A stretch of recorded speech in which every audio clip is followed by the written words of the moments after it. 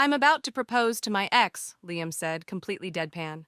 That's how my first date started, over appetizers at a cozy Italian restaurant, dimly lit with candles and soft music. And yes, I stayed. We'd just started sharing awkward childhood stories over appetizers when Liam leaned in and whispered, I need to ask a huge favor. I smiled nervously. Sure. He took a deep breath. My ex is here. Over there.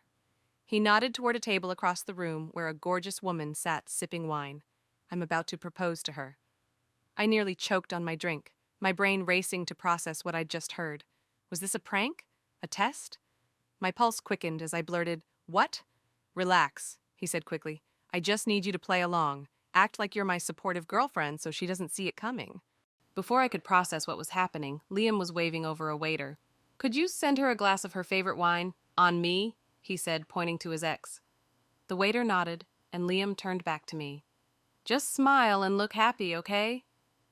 I plastered on a smile, though internally I was screaming.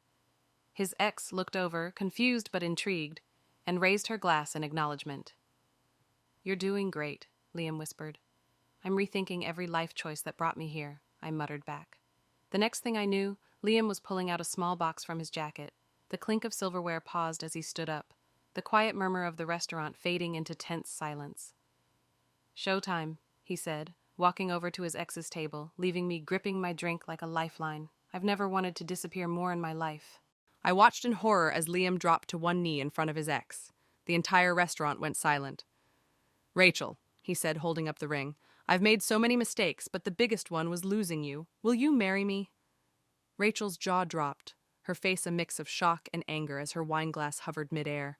Her eyes darted to me, sitting frozen at our table, clutching my drink like a lifeline, my expression no doubt screaming, Get me out of here!